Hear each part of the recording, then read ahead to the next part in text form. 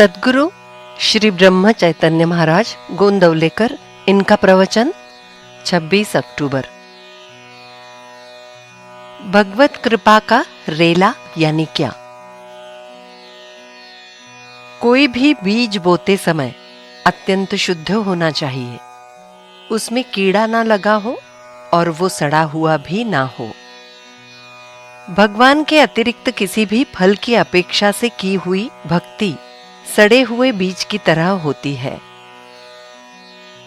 अब आरंभ में ही उत्तम बीज पैदा होगा ऐसा नहीं, परंतु प्रयास से वो सध सकता है। बहुत बार कुछ सांसारिक सुखों की इच्छा से मनुष्य भक्ति करने लगता है, यानी उस समय वो सड़ा हुआ बीज बोता है। आरंभ में इस तरह का कुछ तो कारण होता ही रहता है, परंतु थोड़ा सा विचार करने पर शुद्ध बीज बोना जरूरी है, ये मन स्वीकार करने लगता है।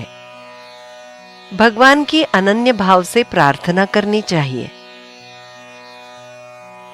बारिश गिरना या न गिरना, ये बात सर्वस्वी भगवान के स्वाधीन होती है और वो यथावकाश गिरती भी है। ऐसा है कि कोई खेत गहराई में होता है तो उसमें बहुत पानी रुक जाता है और वो अगर बाहर नहीं निकाला तो सारी फसल सड़ जाती है। उसी अर्थ में भगवत कृपा का रेला जोर से आता है तो बांध तोड़कर उसे बाहर छोड़ना जरूरी हो जाता है। ऐसा करने से दो तरफा फायदा होता है। एक, खेत में ज्यादा हुआ पानी बाहर निकालने से खेत की फसल ना सड़ते हुए अच्छी तरह बढ़ती है, और दूसरा यानी बाहर निकाला हुआ पानी आसपास के खेतों में फैलकर वहां की फसल उगाने में मदद करता है। बांध तोड़कर पानी बाहर निकालना, इसी का नाम परोपकार है। साधक की जैसे जैसे प्रगति होती है तो उसे सिद्धि प्राप्त होकर कही गई बात सच होना, दूसरे के मन की बात समझना, एक से दूसरी जगह अदृश्य गति से जाना आदि प्रकार घटित होने लगते हैं।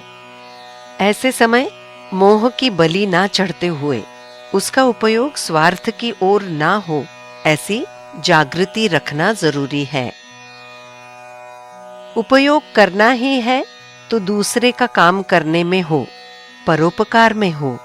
इसी को बांध तोड़कर पानी बाहर निकालना कह सकते हैं।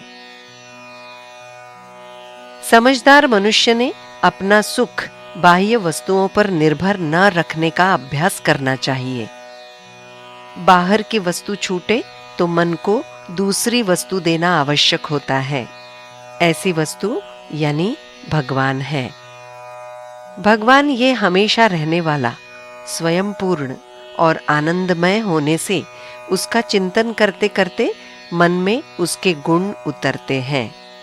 अर्थात मन भगवान के चिंतन से आनंदमय बनने पर उस मनुष्य का जीवन कितना रसमय होता होगा, इसकी कल्पना करें।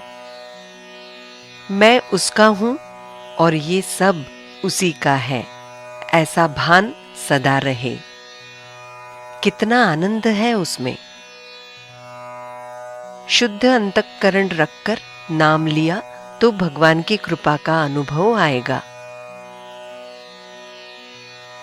जानकी जीवन स्मरण जय जय राम।